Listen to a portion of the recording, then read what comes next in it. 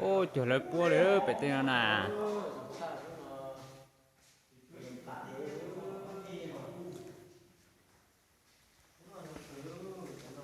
một nó cô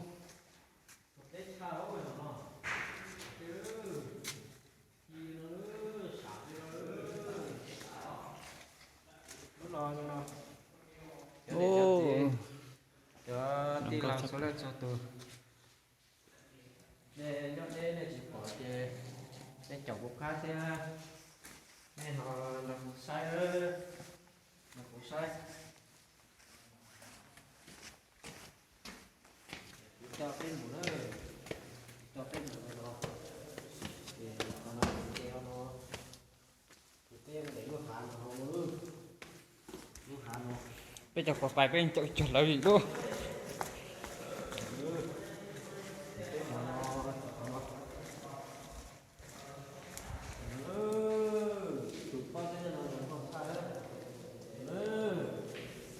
mà tụi không mà lúc tao hậu xịt thế hả?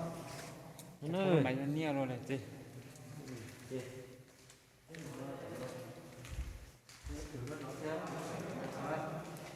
mày này đó, rồi xa đó, có yên của nó sao? Ôi yo, của nó chỉ nó thế. Cái tiền máy tập hai gì? Nó rồi đó, chị xong luôn hai thẻ chị xong luôn à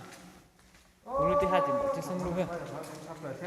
ôi tụi chơi dây thì luôn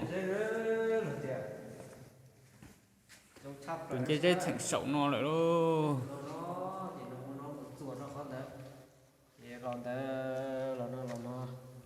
nó là chờ cho nó đấy chờ nó đấy để bút ít tụi mẹ nữa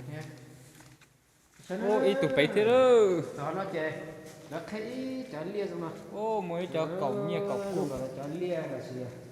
đi cho cầu rồi mà nữa còn lúc bọn chua luôn là gì đó từ lúc tiền đủ tụi tên là đất bầu rồi ta tỏ cua rồi ta tỏ cua xả lên rồi nữa xấu đấy ta tỏ cua rồi đẩy ta nhu thế là từ bỏ ra về họ phá sai theo phá nhẹ nó sẽ theo phá chặt đu rồi theo chế của họ sáng nay lịch xong rồi của họ cho bên tôi chỉ vừa theo tên nó tên nó là của tôi ít thì thế nó nữa đừng có hành nữa tao tên lúc nào luôn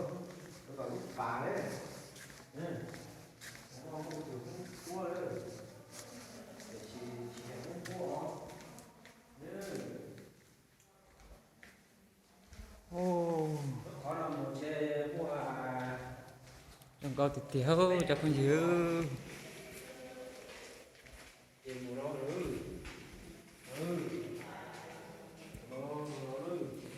nó mà mới chân tộc sắp rồi